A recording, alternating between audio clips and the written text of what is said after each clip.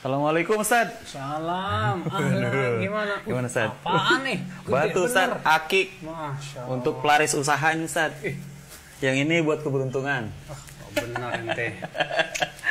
Ente tahu nggak itu syirik keyakinan seperti itu? Tapi Ustaz ada hadis kan yang bilang kalau kita berhusnuzon sama batu, batu akan berhusnuzon sama kita. Ini dia nih. Nih, ente harus tahu ya. Itu hadis pertama palsu. Iya Ustaz. Para ulama menyatakan bahwa itu adalah hadis yang palsu maudhu yang dibuat oleh orang-orang musyrikin. Orang-orang yang suka mempersekutukan Allah Subhanahu wa taala. Di dalam Islam, kita nggak boleh meyakini batu itu bisa memberikan manfaat dan mudarat. Allah Subhanahu wa taala tegas dalam Al-Qur'an.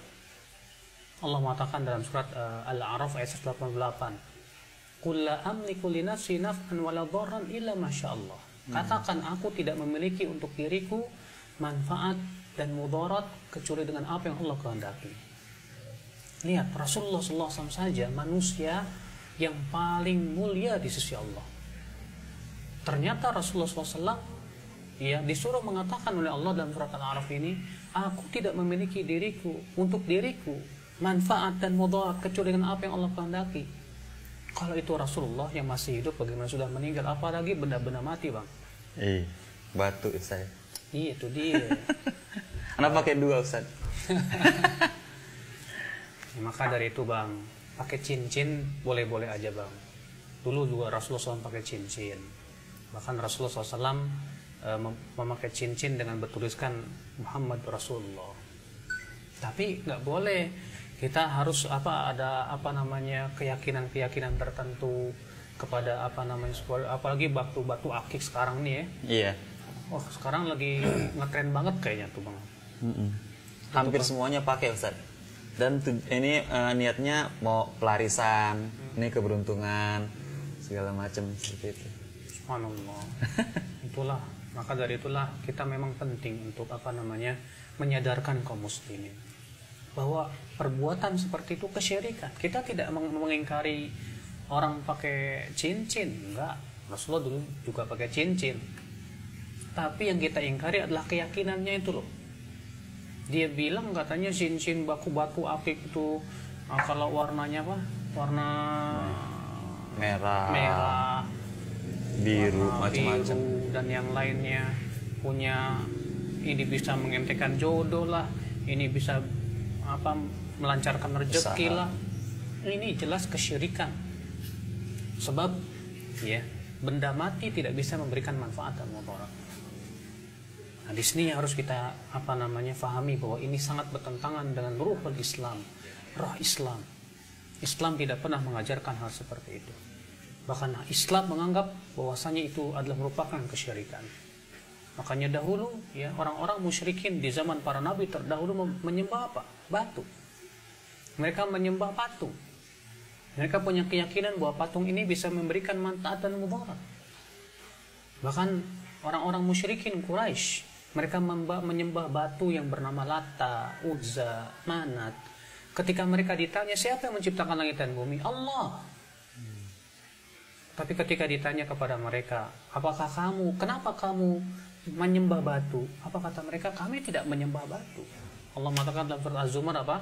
Walladzina takhadhu min dunihi awliya ma na'buduhum illa liqarribuna ila Allahi zulfa. Orang-orang yang mengambil tandingan selain Allah, mereka berkata, kami tidak beribadah kepada mereka batu ini kecuali agar mereka mendekatkan diri kami kepada Allah sedekat-dekatnya. Bayangkan ketika orang-orang musyrikin itu tidak menyembah batu, tapi mereka punya keyakinan patung-patung yang diberi nama orang-orang soleh ini setidaknya bisa mendekatkan diri mereka kepada Allah sedekat-dekatnya.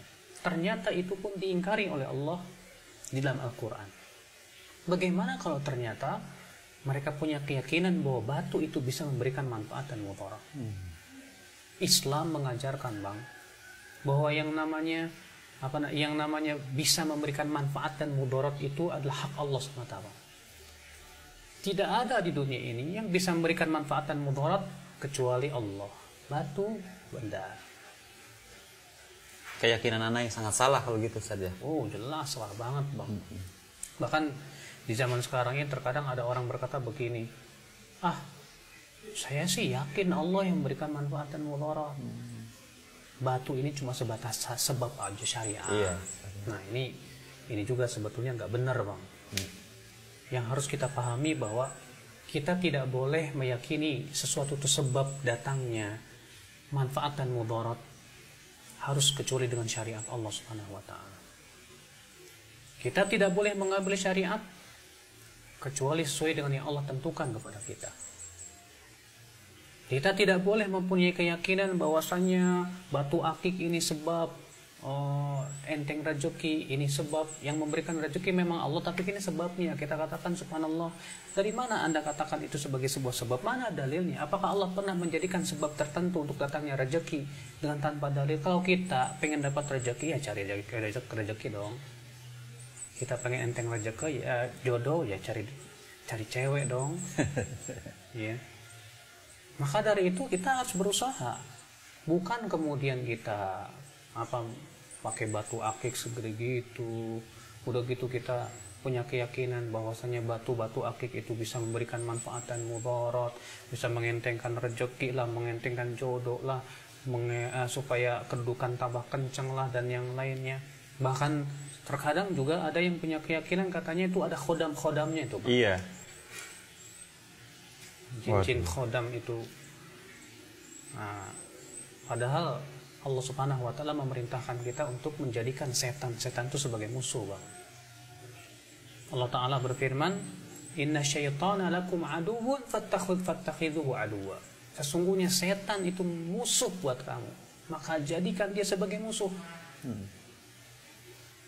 Kenapa kemudian kita punya keyakinan katanya ini ada khodamnya dari para jin dan yang lainnya?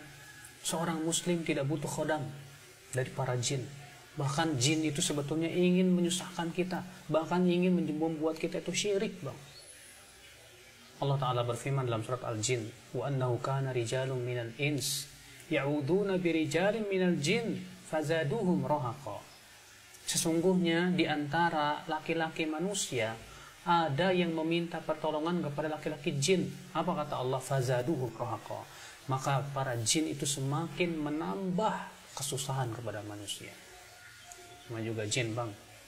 Yang namanya jin itu berusaha bagaimana cara menyesatkan manusia, Bang.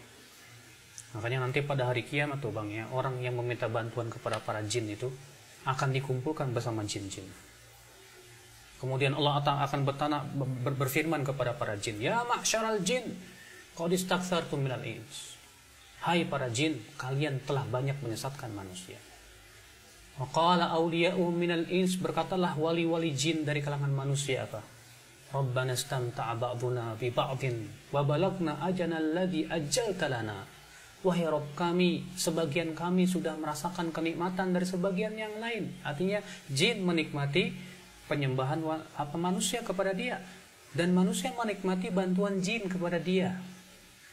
Makanya Allah mengatakan Rabbana istamta'a ba'duna bi ba'din wa balagna ajalana alladhi ajjalta lana. Ya Allah, dulu kami di dunia sudah saling menikmati di antara kami sesama kami. Ya, sebagian kami dengan yang lainnya, dan kami telah sampai kepada ajal yang telah Engkau tentukan. Apa kata Allah? Qalan naru mathwakum khalidina fiha. Allah berfirman, neraka tempat tinggal kalian selama-lamanya. Mau masuk neraka, Bang? Enggak. Iyalah. Masuk surga, Ustaz. Ini gara-gara cincin bisa masuk neraka, Ustaz, ya? Betul. Tapi ingat ya, pakai cincin boleh-boleh aja. Yang penting adalah jangan sampai ada keyakinan tertentu yang syirik.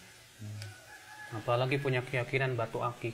Para ulama hadis mengatakan, Bang, seluruh hadis yang menyebutkan tentang keutamaan batu akik itu palsu. Waduh. Palsu, nggak ada yang sahih, Bang. Makanya ya pakai batu akik boleh-boleh aja sih. Cuma kan jangan punya keyakinan itu ada keutamaannya. Jadi Anda tetap pakai nggak apa-apa, Ustaz, ya? Jangan apa-apa. Tapi sayang, Ustaz, mahal harganya, Ustaz. Tapi juga jangan ini, Bang. Jangan buat ngegetok orang. Iya, tapi Ustaz, syukran, Ustaz. Iya deh. Assalamualaikum. Waalaikumsalam warahmatullahi wabarakatuh. Terima kasih. Ya.